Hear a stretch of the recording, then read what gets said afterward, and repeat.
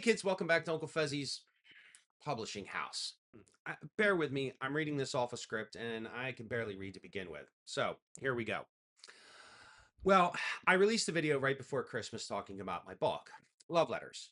That video sucked because I was sick. My wife brought some disease home from New Jersey, and well, it really knocked my dick in the dirt. Getting old as a bitch, kids. Well, I'm not sick anymore, and I've had about 6 cups of coffee this morning. So, what's actually going on, and why have I seemingly abandoned all of my other projects? I wrote a story, a long one. It's taken me about a year to write. I need to clarify something right away. I have an eighth grade education, some would say a special education. I'm a storyteller, I am not an author or a writer, and I will never claim to be. I did not write this in a traditional manner to satisfy my sixth grade English teacher, Miss Dillon. If you went to Springton Lake in the 80s, you probably knew who she was. Right off the bat, there is a glaring issue that has been pointed out to me by some of my test readers. The introduction to dialogue reads more like a screenplay than a novel. This was done on purpose. I want the reader to read this like you're watching it on TV, but it's not a screenplay. As the books progress, this changes slightly, but the way I introduce most of the dialogue throughout the series, this is just the way I did it. If this is a problem for you, oh well, this is my story, and this is the way I want it told. Ms. Dillon can give me a D from the grave because I know she never wrote a 430,000 word story about anything other than how bad I did in her English class. You know, another thing I learned in her English class? Something called poetic license. This is my story. I wrote every word. In my head, I lived every moment of this. I want the reader to live every moment the same way that I did. It's not hard to figure out, and it's part of the reason I did it was the story is already 113,000 words long, 600 pages. Do I really need to add 5,000 she said's? No, it's superfluous, and that word is bigger than any in the story. Now, back to the story. Love Letters is 5 books, and it encompasses, I guess that could be a big word too, a 15-year time span in the lives of the main characters. Love Letters is book one. First spoiler, it's right in the prologue. They survive. Not only do they survive, they win, and they take over the world. Now, the question is, how did they get there in the prologue? Okay. This is where the story of Love Letters starts. It follows the life of a middle aged professional woman whose husband is a wannabe citizen soldier that is called up to fight against an alien invasion. So, what does he do? He runs off in the middle of the night with his asshole buddies, leaving her alone with her 2 little dogs and some chickens and ducks. Spoiler 2, his adventure doesn't go well for him. After a while in seclusion at her home, she is joined by her estranged sister with a mysterious past. She worked for the government, and that's all she's ever said about it. She brings along a family friend who just so happens to be a doctor and a scientist. During book one, the wife finds these mysterious love letters written to her by her missing husband. Those letters guide the women's survival in the post apocalyptic alien world. They begin a guerrilla war against the aliens. A mission goes terribly wrong, and I mean really bad. So bad that it plays a major part in the rest of the entire story. And that's all the spoiler you're going to get. Now, the wife, in an act of desperation, sends out a message via radio to anyone who's listening. This message is a message of hope for survival, not a plea for rescue. She wants to spread their knowledge of how they are fighting back. The wife doesn't want to leave her homestead. It is an established safe haven against the aliens, and her husband left her with everything she needed to live there at the homestead alone for the rest of her life in relative comfort. They receive a response from her sister's former military unit. They're rescued at the behest of the sister. She knows where they're going. She built it. Book one stands alone. You can read it and be done, but it leaves you hanging. How did they get to where they are in the prologue? How did they survive and triumph over the alien invaders till the end of the story? Now that brings us to book two. Hope, faith, loyalty, also the Queen of the Mountain. The Queens of the Mountain. Book two opens with their arrival at Joint Base Sally Ride, a government-established doomsday shelter buried deep in the mountains of West Virginia. It doesn't take long for the 3 women to discover that there is a loss of hope amongst the survivors at the base. All 3 women quickly understand they need to establish hope and faith amongst the surviving staff to garner their loyalty to the cause. Their cause is peace and vanquishing the alien invaders at any cost. They are joined by several new characters, some good and some evil. The evil want to cling to the old world, a world that is gone, a world that has no place for them or their twisted ideologies.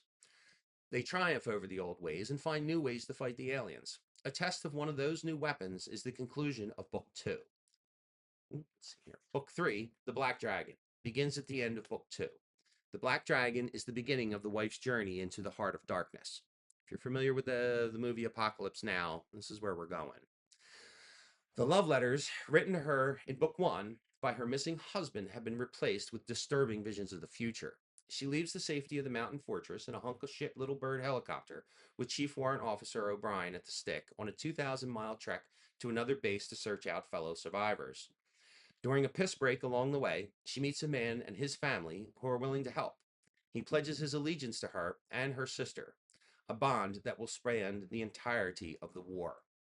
Her trip is fraught with danger, not only from the aliens and the environment, but from humans, fellow survivors, who have no idea what's going on and aren't overly willing to accept her or her ideas.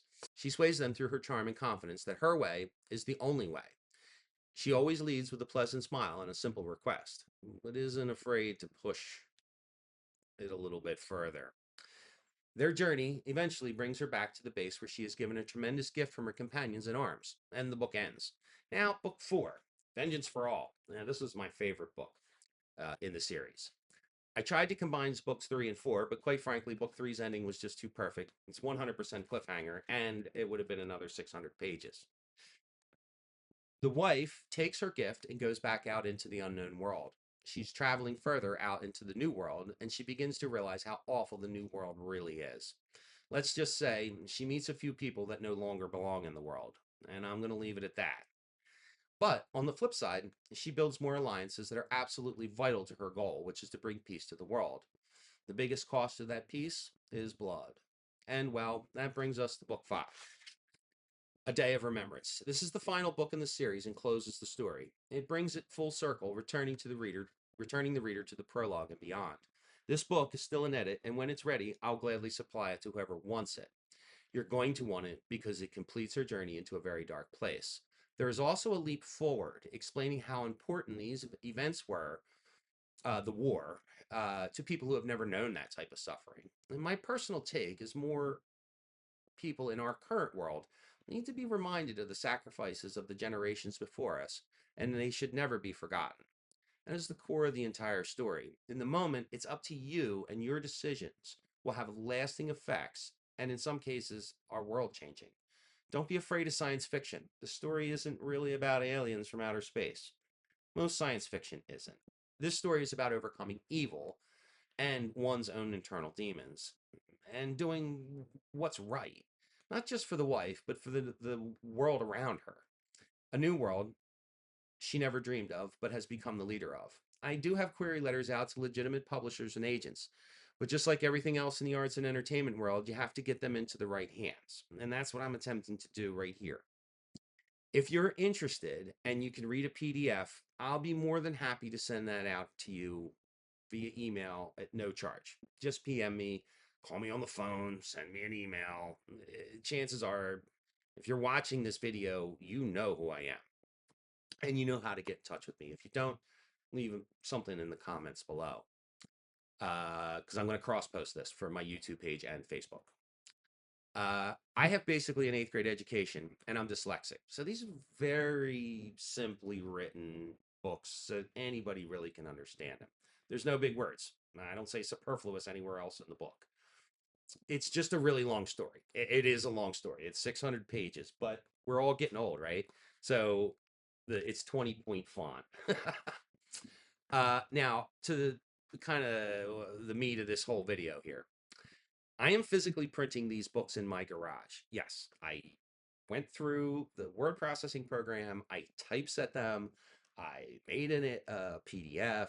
I fed it into a program called Bookbinder, and I spit out 396 pages or 396 pieces of paper, which I then individually folded every one of them and glued and sewed them together. And I 3D printed the covers. I can't give these hard copies away. I wish I could, but it's if you want me to ship them to you, it costs me about $30 to ship these 4 books via post office, and between $10 to $20 a piece to print these print the actual physical pages and print the covers. Paper's expensive. Uh, I don't care about the time it takes. I'm making absolutely no money on this, but I want people to read the story. My wife likes the story, and that's all that counts. If you give it a shot, I'll think you like it. I think you'll probably like it too. Is it a little campy? Yeah, there's parts of the story that are a little bit campy, but not for nothing. It is what it is. It's pulp science fiction, kind of written in the style from the 1950s and 60s by the greats. At least in my mind, they're great authors, Heinlein and Asimov and what have you. If you have any questions or comments, feel free to leave them below. If you want copies, if you want hard copies, if you want a PDF, just reach out to me. Everybody knows that I am, I'm very not profit driven. There's no profit in any of this for me right now. Uh, I'm not going to go to a publisher and pay to have these published via Vanity Press. In my heart, I can't do that. I need validation because fuck you, Miss Dillon. And that's the truth. You know, there's a reason I was in special ed, and she was that reason. Thanks for watching. Like I said, if you see some, feel free to reach out and don't be afraid of science fiction.